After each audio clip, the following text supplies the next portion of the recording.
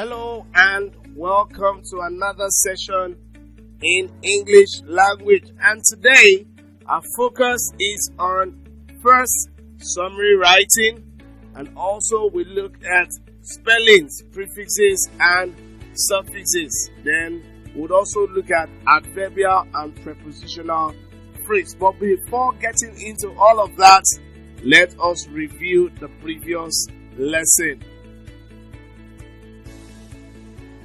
Welcome back. So today our focus is on summary writing. Summary writing also is another part, a very important part of English language, and it's required that you develop relevant skills in every of these aspects or segments of English language. Okay, so one of the key words in summary writing is brevity. Okay, your ability to summarize, okay, is brevity. Okay, your ability to summarize. Okay, so you are given a passage with many words, and when you are asked to summarize, it means you have to reduce the many words to something that is in few words. In other words, we are saying that your summary calls for few words and not many words, okay, as possible. However, your sentence must contain the important words, information conveyed in the original passage. So, because we said summarize or use few words, does not mean you should throw away important information. Okay, so it should be contained in your sentence. Okay, and it's also impossible for you to attempt summary questions without having understood the passage. So, like comprehension, summary is almost like the twin brother of comprehension. So you'll be supplied with a passage which at least you should read the passage 2 times for proper understanding. You should read the passage twice, okay, for proper understanding. Here are hints on a good summary writing. Okay, so how do I write good summary? So here are the tips or hints you should follow. Okay, so having read through the passage and understood what is required, it is important also that you jot down the main ideas, okay, or points in a paragraph. At least a point is contained in a paragraph, okay. Then also in summary writing, know that there will be the main idea, and there will be examples, and there will be what? Illustrations. So please don't repeat search when you are giving your answers. Please avoid examples, avoid illustrations, especially when you are attempting questions in summary writing. The essence of putting the examples and illustrations is to buttress the main point or idea in the passage. So don't be distracted by that. Don't lose focus. Okay? Learn to decipher. Learn to differentiate between examples and illustrations and the main idea. Don't forget that examples and illustrations are not bad in themselves. They are only used to buttress the main point or idea. And also, please, link words are not permitted when answering summary questions. Link words could mean however, more so, furthermore, in addition to. Please, you don't use such link words. The moment you do that, you will be penalized. Okay? So you are also advised to write your answer in complete sentences. Please, you will be asked to write your answers in complete sentences. Please don't use phrases or clauses. Okay?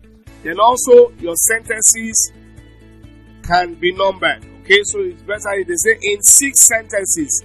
Please number the number of sentences 1, 2, 3, 4, 5, 6. Okay? Then each sentence must be clear, straightforward, and correct. Grammatically, it must be clear, it must be straightforward, and it must be grammatically correct. Okay? Then also, any fact, point, or idea that is not contained in the passage should not be included in your answer. In other words, I'm saying that there is a tendency that you are familiar with the subject matter discussed in the passage. Do not bring your idea into this. Use the idea in the passage to answer the question that follows it. Okay? And lastly, as much as possible, avoid mindless lifting. It's not a comprehension. Be careful. Okay? Don't lift mindlessly. Okay? Write your answers in your own words. Okay? Write your answer in your own words. And as much as possible, make your answer relevant and informative. Make your answer relevant and informative. So let's move over to another important aspect, and that is prefixes and suffixes. What is a prefix?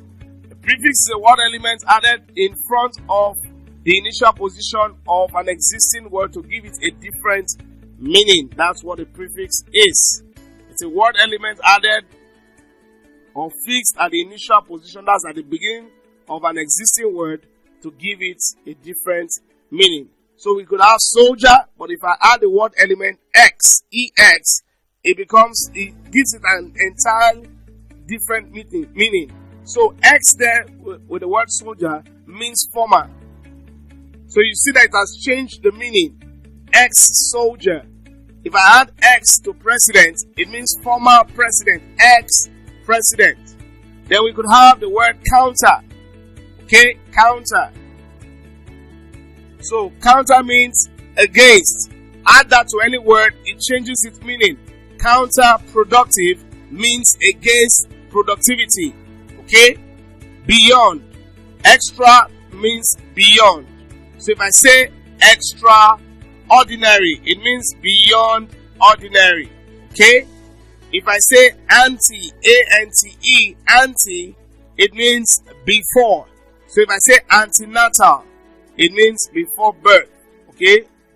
If I say anteroom, okay, the room you would come in contact first.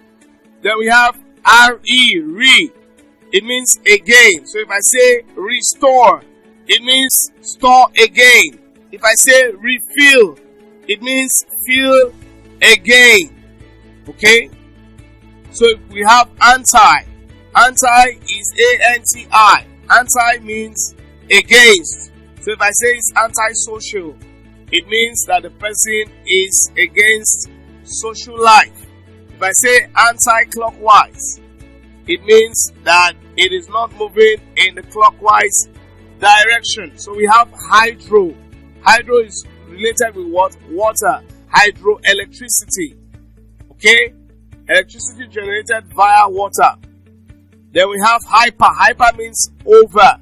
So if I say you are hyperactive, it means that you are overactive. You're nervous. So it is important to know that adding word elements at the initial position can change the meaning of what such words. Now, what is a suffix? A suffix also is like a prefix. The only thing is that a suffix changes position.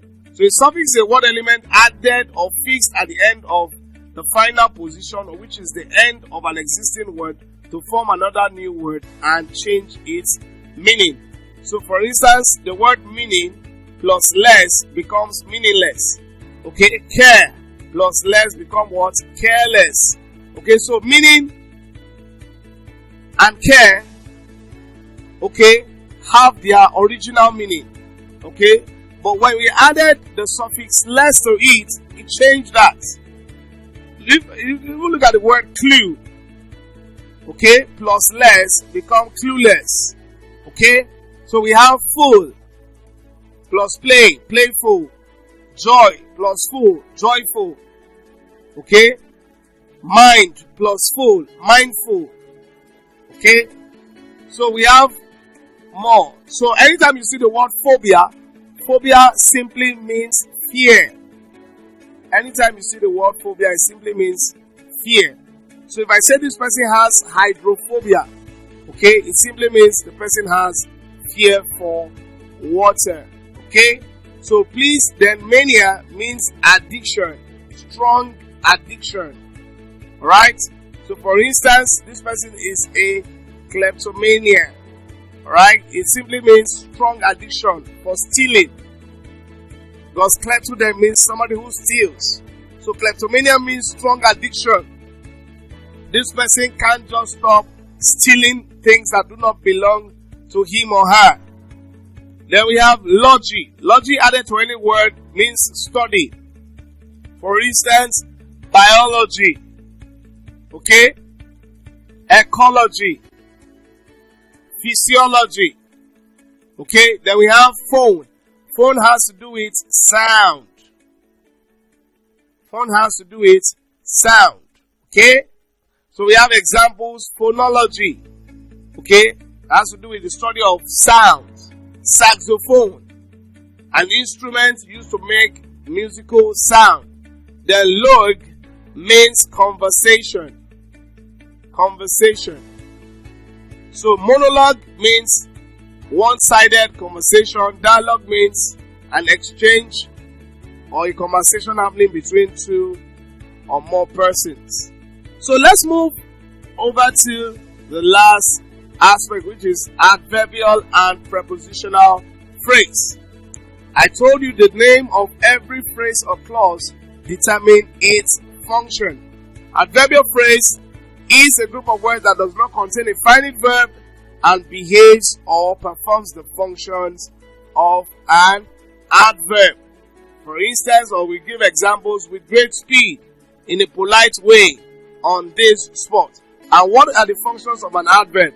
They modify verbs, they modify adjectives, and they modify other adverbs. So for instance, she drove the car with great speed.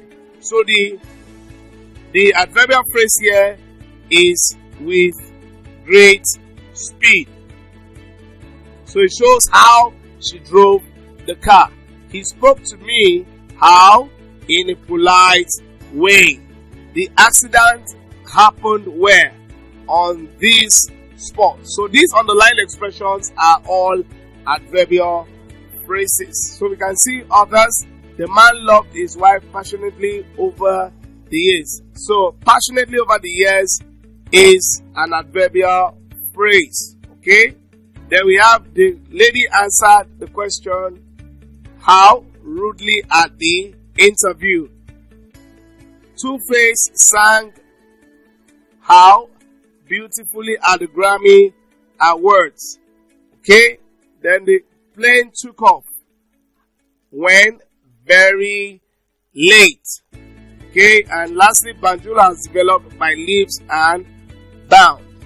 By leaps and bounds is an adverbial phrase. Okay? So I believe you got that. So let's move over to prepositional phrase. The prepositional phrase, like we have said, is made up of a preposition and other particles. In other words, it shows us the position. It shows us the relationship between two things. Alright? So let's look at hints on prepositional phrases. Number one, they are a group of words starting with a preposition. Number two, they act oftentimes as modifiers. And number three, prepositional phrases cannot stand alone. Okay, so it will not always occupy the position of the subject of a sentence. So we give examples. Daniel blew the horn with the strength of a lion. So the expression with the strength of a lion is a prepositional phrase. Okay, and it's modifying this horn. Okay, to steal the diamond of the queen would be a terrible crime. This is a prepositional phrase. The thief was caught when? After midnight. Okay, so after is a preposition, before is a preposition, to is a preposition, with is a preposition. Remember, prepositional phrases begin with a preposition. So with this, we've come to the end of our lesson today. Thank you very much for joining. In order to refresh your memory and recall all that has been taught in this lesson, I would encourage you to take the test that appears on your screen.